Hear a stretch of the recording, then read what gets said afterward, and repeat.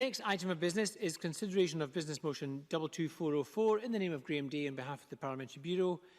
Could I ask a member who wishes to speak against the motion to say so? And no one wishes to, so can I call on Graham Day to move the motion? So. Thank you very much. No members asked to speak on the motion. The question therefore is that motion 22404 be agreed. Are we all agreed? Yes. We are agreed. We're going to turn now to topical questions. Now, our first question today is from Mark MacDonald. Mr MacDonald. Thank you, Presiding Officer. To ask the Scottish Government what conditions it expects to be met to enable the easing of local restrictions in Aberdeen. Cabinet Secretary Jean Freeman. Current situation tomorrow at the end of the initial 7-day period to consider whether restrictions should remain necessary. Our decisions will be informed by the advice of the Grampian Incident Management Team, local clinical advice and, of course, our own Scottish Government clinical advice. The type of evidence and data that will be available to us to take those decisions cover, for example, the number of cases, the rate of increase or decrease in numbers, changes or not in age range, and the situation in neighbouring geographies. Case numbers today, as the member may know, are beginning to show that the situation appears to be decelerating, but it has not yet stopped. Mark MacDonald. I thank the Cabinet Secretary for her answer, and she will, I'm sure, appreciate that these are very worrying times for my constituents and for other residents in the city of Aberdeen, many of whom are hoping that there will be some good news around the corner, but recognising nonetheless that the risk still remains. In the guidance that was issued by the Scottish Government, many issues were covered. One of the issues which was not covered and has remained ambiguous is around individuals who live in Aberdeen City and may be grandparents caring for children on behalf of parents who live in Aberdeenshire and vice versa, to enable those individuals to work or return to work. Can the Cabinet Secretary either give some guidance in relation to those arrangements and whether those are okay to continue under the current restrictions, or if not able to answer just now, can she assure me that the Scottish Government will publish that advice as soon as possible? Cabinet Secretary. So I'm grateful to Mr MacDonald for what is an important supplementary question.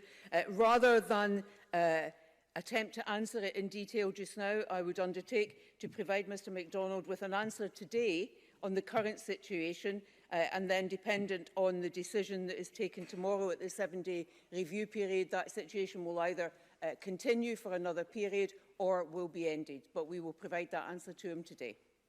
And Mark MacDonald. Thank the Cabinet Secretary for that, and I fully appreciate that it's better that we get a detailed response which will give reassurance to parents rather than her giving an answer in the chamber which may not reflect the full detail that is required. The other issue which has obviously been coming up this week in my constituency mailbag, and I suspect others, is the issue around the reopening of schools. Now, I appreciate there will be a statement tomorrow from the Scottish Government on the wider context of school reopening. But many parents in Aberdeen have concerns about the reopening of schools while current local restrictions are in place. I had a very helpful meeting with my son's school yesterday evening where the head teacher was able to allay and address some of these concerns, but that will not be the case for all parents. What steps can the Cabinet Secretary take just now to provide some reassurance to parents about the robustness of the data that the Scottish Government is using to facilitate the reopening of schools, and reassure parents in Aberdeen that their children are safe and their families are safe with the return to schools taking place this week? Cabinet Secretary. Thank you very much. Of course, as Mr MacDonald knows, and I know other members of in the Chamber know, one of our driving motivations for making sure that we had to take what were difficult decisions because they impose additional restrictions on the citizens of Aberdeen City was to ensure that we could continue towards a position where it was safe for schools there. to reopen along with other schools elsewhere in the country because of the importance of young people getting back to that learning situation. The situation in Aberdeen, the IMT, which involves the local authority, has access to very detailed data, and I would expect the local authority, through its Director of Education and others, to ensure that local schools are aware of the data that incident management team is itself looking at, as well as picking up any specific issues which I know my colleague, the DFM, is dealing with particular regard to Aberdeen. Nonetheless, if there are particular issues that Mr MacDonald or any other member from the city wants a specific answer to, if they let me know what those are, then we will be very content to give them a very early answer to any specific questions that they are receiving from constituents. Thank you. And Lewis MacDonald.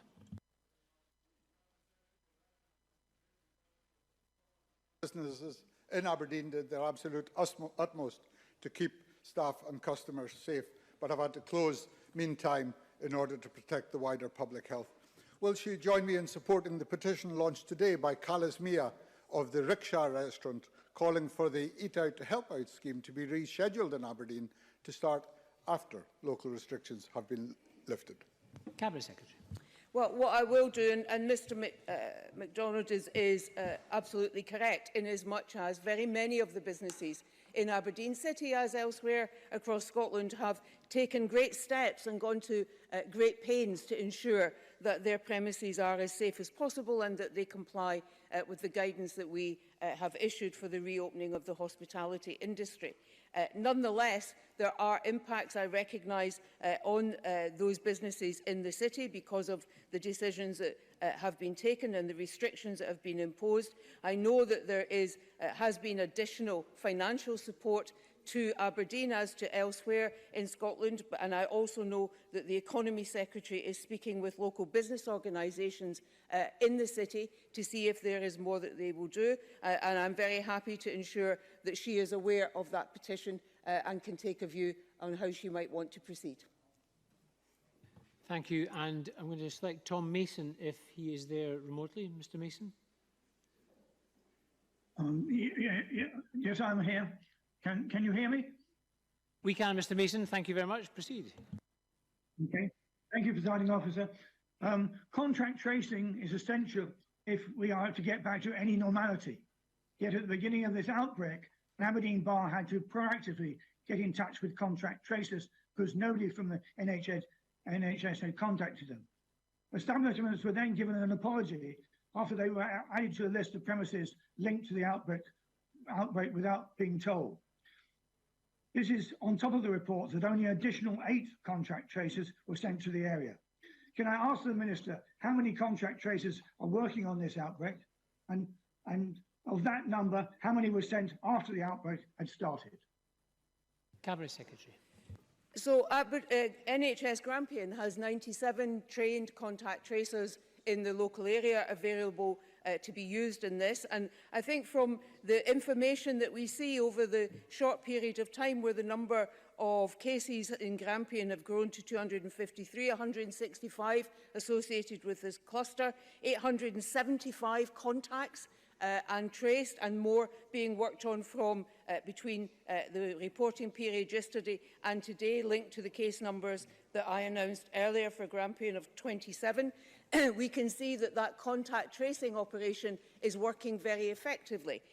NHS Grampian also has received additional support from the National Contact Tracing Centre of 16 people in order to assist them, particularly over the weekend, when, of course, contact tracers who have been working on this outbreak considerably and with great effect need to take some time off in order to continue the work, because the case numbers and the complexity of this particular cluster is particularly challenging and has been growing.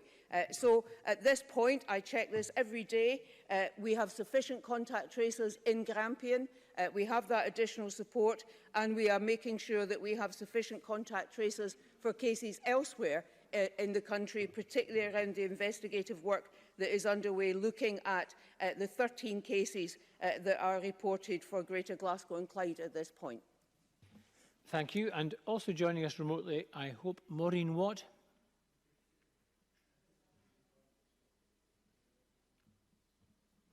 Thank you for taking my question. Will the Scottish Government consider for businesses in Aberdeen impacted by the closure extra support beyond the job retention scheme?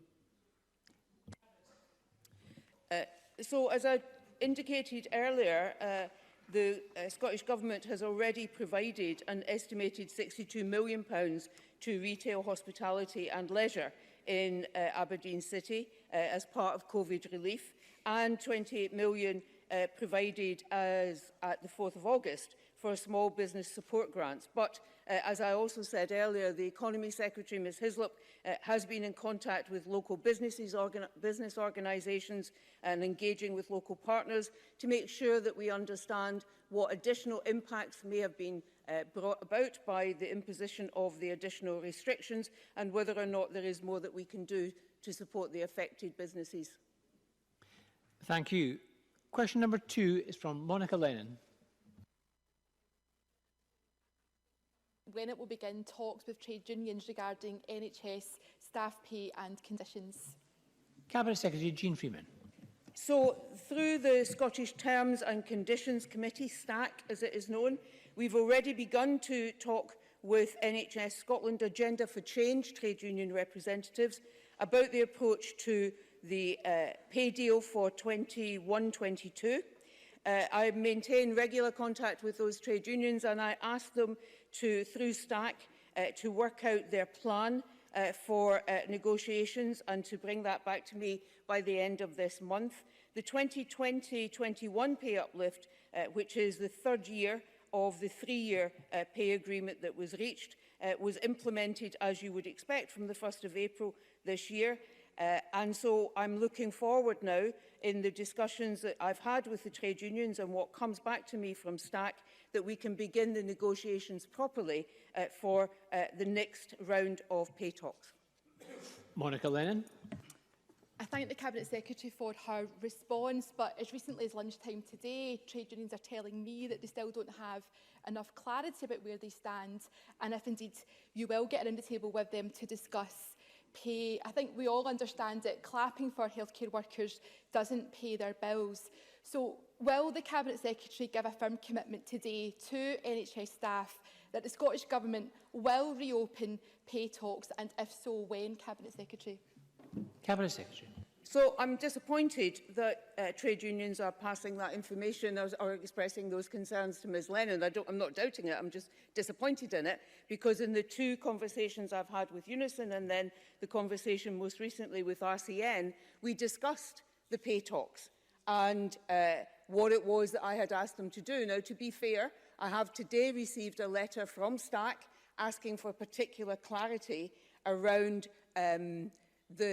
what's in scope and what's out of scope, I think is probably the easiest way to describe it. I don't have it with me, but broadly speaking, that is their ask. And that comes from both the employer and the trade union side of that body, and I will respond to them.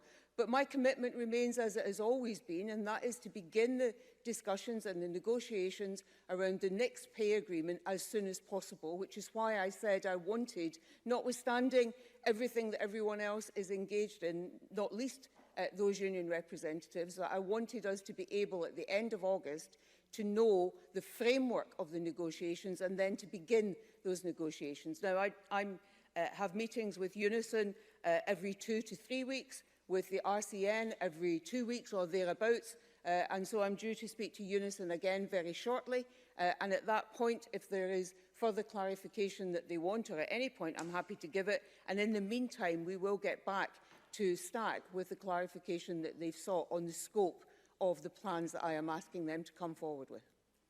Monica Lennon. Thank you, and I welcome the Cabinet Secretary's commitment to further dialogue. She will be aware that Unison have launched a Pay Up Now campaign, so certainly there's a very strong feeling amongst their members that there's an urgency around pay. Can I ask the Cabinet Secretary, does she intend to attend one of the demonstrations organised by Unison at the start of next week to, well, I think this is important for the backbenchers too, because they've all had letters and they're not from Unison members who are not very happy with the standard lines to take they're getting from this government. I'm simply asking Cabinet Secretary, will you go along to one of the socially distanced demonstrations and listen to what those health workers, who we all value, have to say about their jobs and about their terms and conditions? Cabinet Secretary. So I, as I'm sure Ms Lennon does and other members, have received many emails from health and social care workers about their terms and conditions and about how they want to see improvement in that. And I think I am on record as saying I am sympathetic to the views that they are expressing. What I need to do, though, is go through the proper negotiating channels, Agenda for Change, which has stood us, as in the health service in Scotland, very good stead. It involves all the unions represented. I speak to them, as I've said earlier, go through those channels and conduct these negotiations properly. And that is what I intend to do, whilst I continue to receive the views of individual health and social care workers and their local representatives, and as always, pay close attention to what it is they're saying to me. Thank you very much. Question number 3, Gordon MacDonald, who's joining us remotely. Mr MacDonald. To ask the Scottish Government what it's doing to tackle so-called dirty camping in light of more people looking to beauty spots such as the Pentland Hills for holidays this year. And also joining us remotely, Cabinet Secretary Fergus Ewing.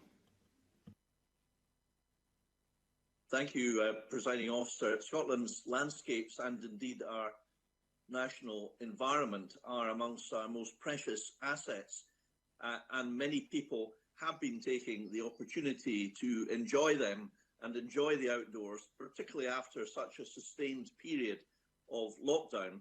Most are doing so in a responsible fashion, both obeying the law and the terms of the Access Code. However, Presiding Officer, it's really unfortunate that a minority, I believe a small minority of people, are spoiling this for others by endangering themselves, local communities and the environment. And we're aware of a growing number of incidents and complaints about littering, antisocial behaviour and indeed criminal damage. So let me be absolutely clear. Such irresponsible behaviour is totally unacceptable, and Police Scotland are alert to all of these matters. They have already used powers to issue, for example, on-the-spot fines for antisocial behaviour, which, like littering and fly tipping, are criminal offences for which fixed penalties can be issued. And finally, Presiding Officer, we have partnered with Zero Waste Scotland and Keep Scotland Beautiful to develop a national anti-littering campaign, which launched on the 15th of July. And we are working both with local authorities and Police Scotland on what more can be done to protect both our environment and communities across Scotland. Thank you. Gordon MacDonald. I thank the Cabinet Secretary for that answer. The local community are rightly angry about the destructive and antisocial behaviour being carried out by dirty campers in some of the most scenic areas of the Pentlands, which regrettably led to one of the fishing bailiffs, who is over the age of retirement, being brutally attacked by 4 young men at Harlaw Reservoir. Can the Cabinet Secretary outline what support Scottish National Heritage could provide to protect the community in this regional park for future generations? Cabinet Secretary. Well, Presiding Officer, I am a bit limited in what I can say about a specific incident which may be subject to police investigation at the moment. But in general terms, any such attack, an attack on one individual by a group of people, is cowardly, disgusting, and completely unacceptable. Now, I know that the City of Edinburgh Council is the managing authority for Pentlands Regional Park, and also, as Mr MacDonald has said, SNH, Scottish Natural Heritage, have got a statutory requirement to promote the use of and enjoyment of the natural heritage. But incidents such as this one are plainly a matter for the police as the law enforcement agency. I would very strongly urge anyone who encounters suspicious behaviour to put their own safety first and to call the police. Gordon MacDonald. Impact of staycations this year is a number of cars trying to access the Pentland Hills car parks and the resultant congestion on rural roads? What financial support is available to local authorities to provide more walking and cycling routes to places like the Pentland Hills in order to discourage car use? Cabinet Secretary. Thank you, Presiding Officer. I mean, our policy is to support local authorities through delegation at a local level as much as we possibly can. Against that backdrop, local government funding is distributed directly by means of a block grant, and it's the responsibility of local authorities to allocate financial resource on the basis of their assessment of local needs through the funding package of £11.8 billion in 2021, and coupled with the ability to increase council tax by 3% in real terms, local authorities have access to over £1 billion for day-to-day services in 2021. We are also committed to active travel, both now and in the future, and the budget there was increased from 80 to £100 million. And this investment will enable the continued delivery of high-quality walking, cycling and healing infrastructure, enabling more people to choose to walk and cycle for shorter journeys or as part of a longer multimodal journey. And finally, Presiding Officer, there's a lot of strands to this answer, so please bear with me. The Scottish Government's Rural Tourism Infrastructure Fund, managed by Visit Scotland, was created to address the hotspots, the increasing popularity of several particular areas of Scotland, where I know that there is fairly high levels of concern amongst the local populace about, as I say, the behaviour of a few spoiling it for the many. We've got 5 potential supplementaries in this. Rachel Hamilton to be followed by Christine Graham. Thank you. Rural crime is on the rise and puts huge pressure on local communities. I accept, Cabinet Secretary, that there have been conversations with Police Scotland and the local authorities. However, can I ask the Cabinet Secretary what specific conversations he has had with the Scottish Partnership Against Rural Crime in order to tackle the scourge of so-called dirty camping, which in my mind is as bad as an offence as fly tipping? Cabinet Secretary. Yes, I think the member is correct that this particular crime is causing many concerns around Scotland at the moment.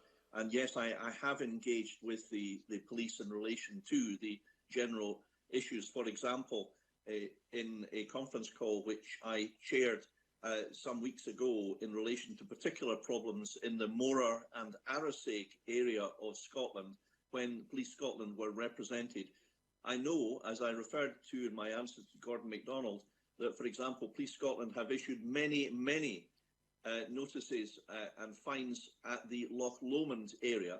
And in specific answer to our question, I have formally met with the particular consortia group in tackling rural crime on a farm visit. I would also point out, Presiding Officer, that fly tipping is subject to a maximum fine of £40,000. And I think it's useful to get the opportunity to highlight that, because it's up to the courts plainly, but I think we all see that fly tipping is a particularly selfish crime that causes real problems for particularly farmers, but also risks to health as well. And it really is time that Scotland ridded itself of this littering, fly-tipping behaviour, again, Presiding Officer, committed by a relatively small number of individuals, but causing enormous damage and misery for many others. Thank you. Christine Graham to be followed by Andy Whiteman. Thank you, Presiding Officer. There have been huge problems at Gladhouse Reservoir in Midlothian South in my constituency with these dirty campers. Fires have been left unattended, trees hacked down, human waste left, and there's been verbal abuse to locals. Cabinet Secretary, do you think the access codes needs revisited, and indeed do you think there should be an increase in fines? Cabinet Secretary. Well, we have increased fines for littering, Presiding Officer. The spot fine has been increased from £50 to £80, I think, a few years back. I mentioned the fly tipping fine of £40,000, but Christine Graham is quite right. And, you know, I and other ministers have received many complaints about dirty camping, about fly tipping and other types of behaviour. I should say that as well as the fixed penalty of £80 for littering, if prosecuted, the fine can be £2,500. And also, powers are available to local authorities to deal with antisocial behaviour through the provisions of the Antisocial Behaviour Act 2004. But to answer the specific question, my colleague Rosanna Cunningham's responsibility, along with Scottish Natural Heritage, for the access code. But I know from discussion with Rosanna that she shares all of these concerns, and that I think all of us feel that we must make sure that the penalties for this behaviour are of such a high level that they do have the necessary deterrent effect, although I think there is perhaps a wider cultural problem in Scotland with littering, which you just do not see in, for example, presiding officers, countries such as Norway, where there's scarcely a wrapping or an empty bottle to be seen on the streets anywhere in that country. So we have got a wider cultural problem, I think, for all of us as individuals, as a society, to address. Thank you. Andy Whiteman, to be followed by Emma Harper. Thanks, Presiding Officer. I note that the question from Mr MacDonald wisely uses the term dirty camping, but the media has been widely using the term wild camping. Now, I'm sure the Cabinet Secretary will agree with me that wild camping, which takes place well away from the public highway, is substantially carried out responsibly. These freedoms are of long standing in Scotland and should be upheld. And does he agree with me that nothing should be done to inhibit the freedoms of genuine wild campers able to continue to enjoy the countryside responsibly? Cabinet Secretary. Yes, I think Mr Whiteman makes a perfectly fair point. I don't think anyone would wish to see a move to make wild camping illegal. I mean, wild camping is simply camping out with permitted, regulated areas such as caravan sites and so on, and it's part of human freedom. It's part of people's enjoyment of the countryside. I myself, in walks in places like Loch Morlich, have observed that the vast majority of wild campers are, as Mr Whiteman has said, law-abiding, and what they do is to leave the place that they camped as they found it. That is the watchword of wild campers, and the vast majority, I would stress, of people who partake in wild camping behave in this way. Sadly, it's the minority that we need to try to reach out to persuade to mend their ways, and if not, the full weight of the law, including, I think, there's an appetite amongst perhaps many members across the chamber for looking at the fines going towards the maximum level where appropriate. And Emma Harper. Thank you, Presiding Officer. The Cabinet Secretary has outlined a pretty full response to the questions already.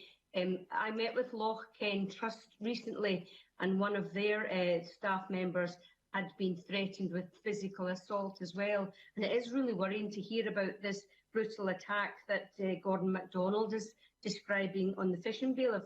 So I'm wondering if the Cabinet Secretary would support any additional education that maybe the Scottish Government could provide, or other members, or like Police Scotland, to support training of community groups so that they can learn how to maybe de-escalate or deal with challenging behaviours.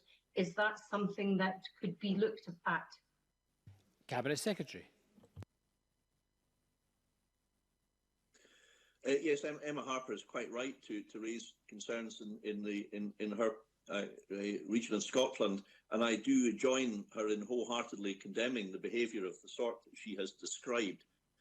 So far as training is concerned, I do think there's a role for increased training.